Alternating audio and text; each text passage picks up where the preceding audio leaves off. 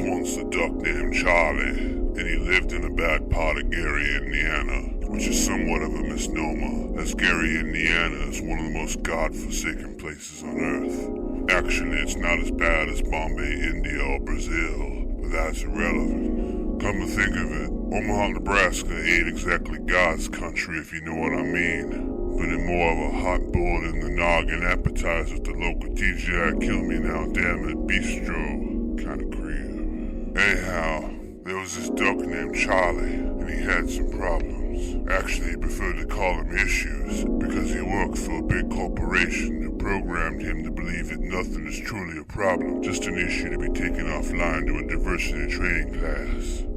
So Charlie was living in some brackish pond in the middle of downtown Gary, which is only a downtown in the Vegas sense, as only a Yoko from Sheboygan and Podunk, Kansas would think it was.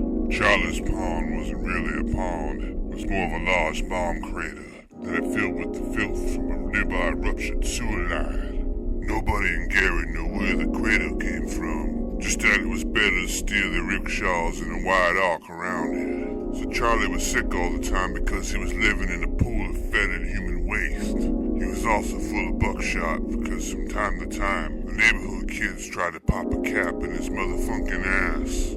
More than anything, Charlie wanted to leave Gary for someplace more pleasant than his prison of raw sewage. One day, a gaggle of ducks, on a layover from the transatlantic flight to Canada, wandered past Charlie in this pit and stopped to chew the fat. I'll spare you the details of their inane convo, but the gist of their conversation was that Charlie wanted more than anything to join them on their voyage to Canada. He offered every possession he owned, from his autographed Raphael Landers-Story rookie card to a bill shine beneath the liquor warehouse, but nothing swayed the visiting ducks, who found Charlie to be crass and uncouth. However, Charlie persisted, and like the cliched squeaky wheel, they eventually offered their squirt of conciliatory grease. You may come with us, they said, if you take a bath first. Bitchin', exclaimed Charlie. I'll take one right now. He proceeded to splash the brackish water of his pool all over his feathers. This will not stand, the ducks exclaimed. How do you expect to cleanse yourself with the very waters that make you unclean? Oh, replied a disappointed Charlie. These are the cleanest waters in these here parts. Well then, the ducks cried in unison, it looks like you're out of luck. Dear. With that, they flew away.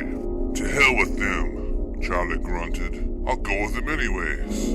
He tried to rise from the pool of crap, but something was wrong. Terribly wrong. It seems that Charlie was incapable of flight, as the many years of marinating in the cesspool had left his wings of fright. It was at that moment when Charlie realized that his existence was hopeless. He was doomed to spend the rest of his days drumstick deep in cess, being shot at by Gary's disenfranchised youth.